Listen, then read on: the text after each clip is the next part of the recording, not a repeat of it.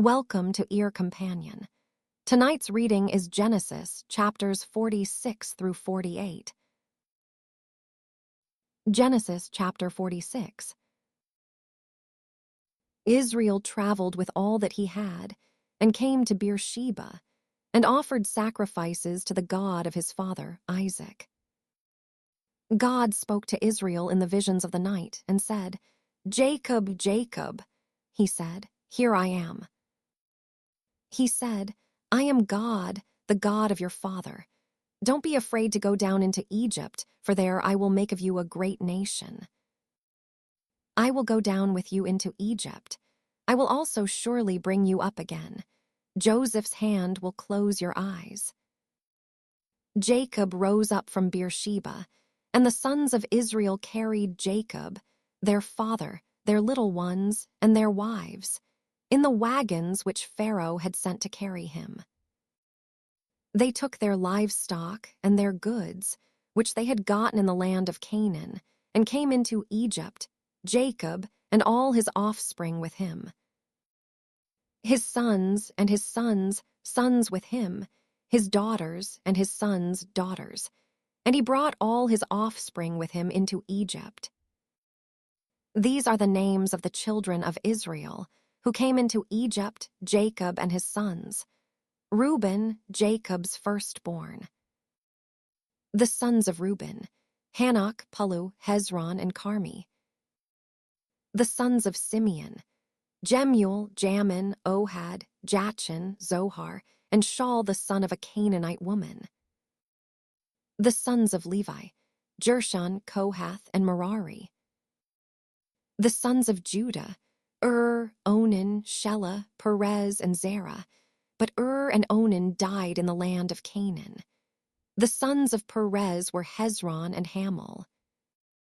The sons of Issachar, Tola, Puvah, Ayab, and Shimron. The sons of Zebulun, Serd, Elon, and Jaleel. These are the sons of Leah, whom she bore to Jacob in Paddan Aram, with his daughter Dinah. All the souls of his sons and his daughters were 33. The sons of Gad, Ziphion, Haggi, Shuni, Esben, Iri, Arodi, and Areli. The sons of Asher, Imnah, Ishva, Ishvi, Beriah, and Sarah their sister. The sons of Beriah, Heber, and Malchiel. These are the sons of Zilpah, whom Laban gave to Leah, his daughter, and these she bore to Jacob, even 16 souls. The sons of Rachel, Jacob's wife, Joseph and Benjamin. To Joseph in the land of Egypt were born Manasseh and Ephraim, whom Asenath, the daughter of Potiphera, priest of On, bore to him. The sons of Benjamin, Bela, Becher, Ashbel, Gera, Naaman, Ehi, Rosh, Muppim, Huppim, and Ard. These are the sons of Rachel, who were born to Jacob. All the souls were 14.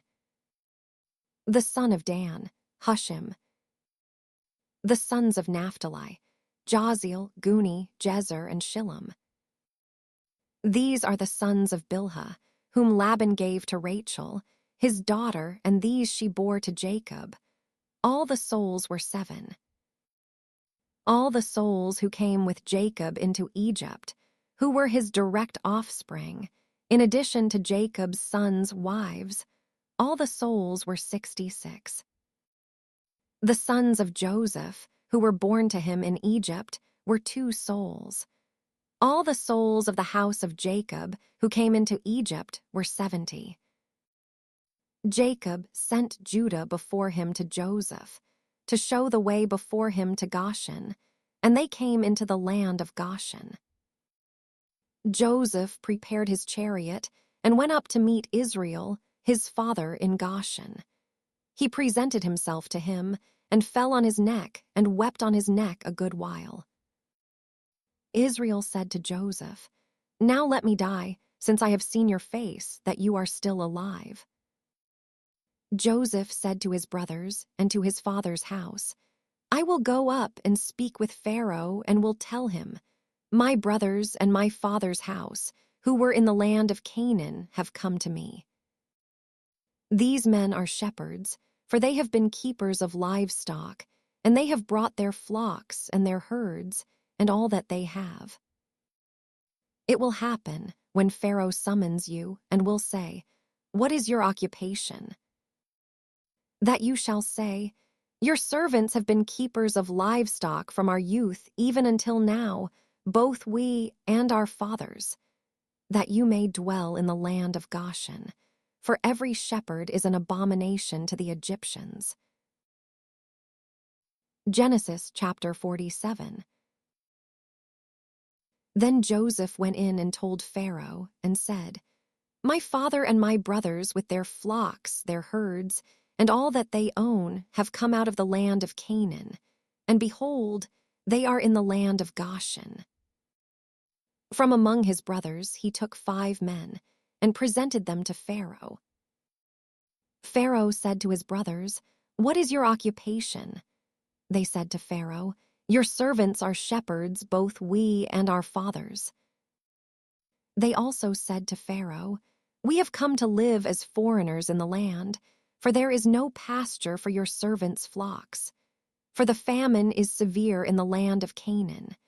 Now therefore, please let your servants dwell in the land of Goshen." Pharaoh spoke to Joseph, saying, "Your father and your brothers have come to you. The land of Egypt is before you. Make your father and your brothers dwell in the best of the land. Let them dwell in the land of Goshen. If you know any able men among them, then put them in charge of my livestock." Joseph brought in Jacob, his father, and set him before Pharaoh, and Jacob blessed Pharaoh.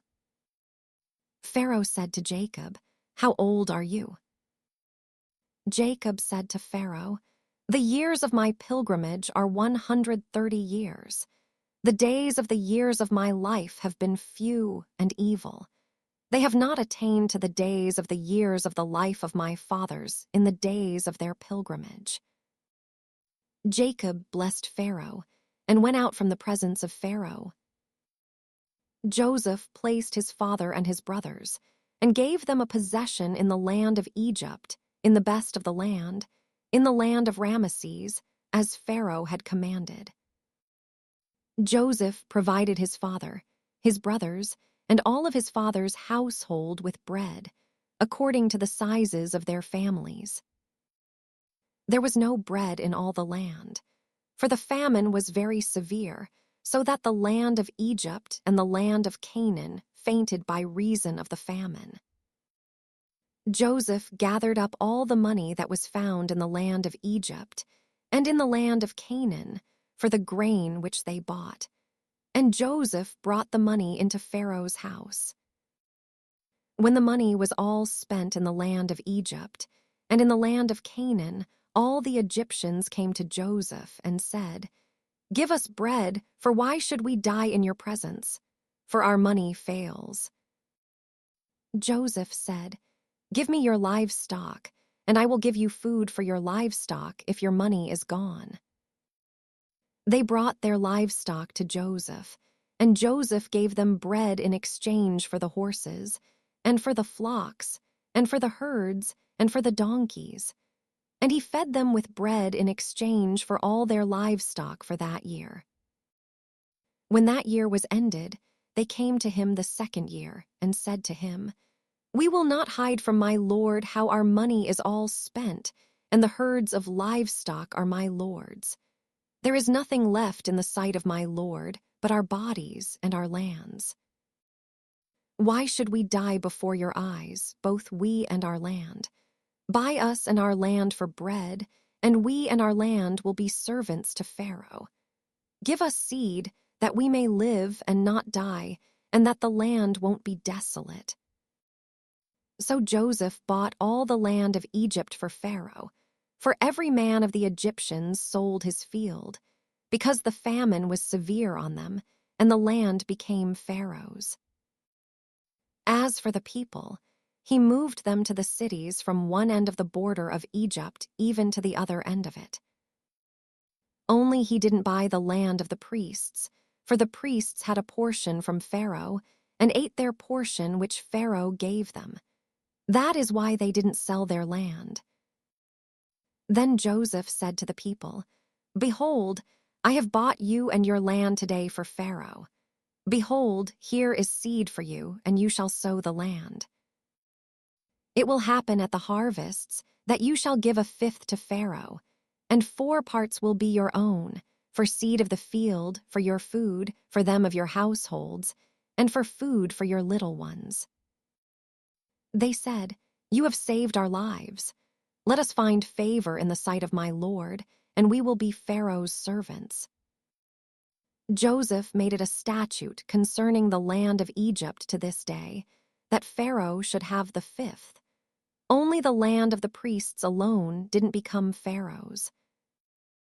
Israel lived in the land of Egypt, in the land of Goshen, and they got themselves possessions therein, and were fruitful and multiplied exceedingly. Jacob lived in the land of Egypt 17 years. So the days of Jacob, the years of his life, were 147 years. The time came near that Israel must die, and he called his son Joseph, and said to him, "If now I have found favor in your sight, please put your hand under my thigh and deal kindly and truly with me. Please don't bury me in Egypt. But when I sleep with my fathers, you shall carry me out of Egypt and bury me in their burying place." Joseph said, "I will do as you have said." Israel said, "Swear to me," and he swore to him. Then Israel bowed himself on the bed's head. Genesis chapter 48. After these things, someone said to Joseph, "Behold, your father is sick." He took with him his 2 sons, Manasseh and Ephraim. Someone told Jacob and said, "Behold, your son Joseph comes to you." And Israel strengthened himself and sat on the bed. Jacob said to Joseph, "God Almighty appeared to me at Luz in the land of Canaan, and blessed me, and said to me, 'Behold, I will make you fruitful and multiply you, and I will make of you a company of peoples, and will give this land to your offspring after you for an everlasting possession.' Now your 2 sons, who were born to you in the land of Egypt before I came to you into Egypt, are mine. Ephraim and Manasseh, even as Reuben and Simeon, will be mine. Your offspring, whom you become the father of after them, will be yours. They will be called after the name of their brothers in their inheritance. As for me, when I came from Paddan, Rachel died beside me in the land of Canaan on the way, when there was still some distance to come to Ephrath, and I buried her there on the way to Ephrath, also called Bethlehem." Israel saw Joseph's sons and said, "Who are these?" Joseph said to his father, "They are my sons whom God has given me here." He said, "Please bring them to me, and I will bless them." Now the eyes of Israel were dim for age, so that he couldn't see well.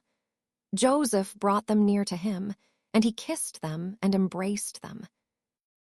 Israel said to Joseph, "I didn't think I would see your face, and behold, God has let me see your offspring also."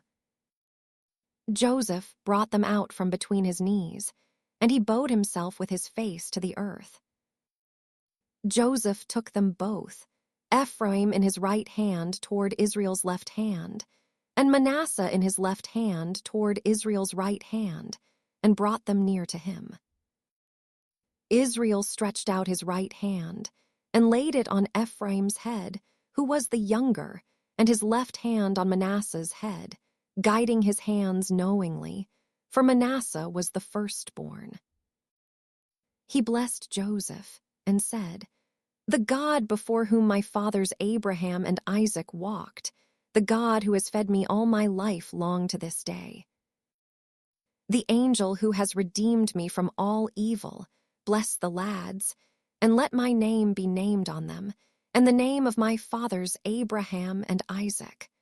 Let them grow into a multitude upon the earth." When Joseph saw that his father laid his right hand on the head of Ephraim, it displeased him. He held up his father's hand to remove it from Ephraim's head to Manasseh's head. Joseph said to his father, "Not so, my father, for this is the firstborn. Put your right hand on his head." His father refused and said, "I know, my son, I know. He also will become a people, and he also will be great. However, his younger brother will be greater than he, and his offspring will become a multitude of nations." He blessed them that day, saying, "Israel will bless in your name, saying, 'God make you as Ephraim and as Manasseh.'" He set Ephraim before Manasseh. Israel said to Joseph, "Behold, I am dying, but God will be with you, and bring you again to the land of your fathers. Moreover, I have given to you one portion above your brothers, which I took out of the hand of the Amorite with my sword and with my bow."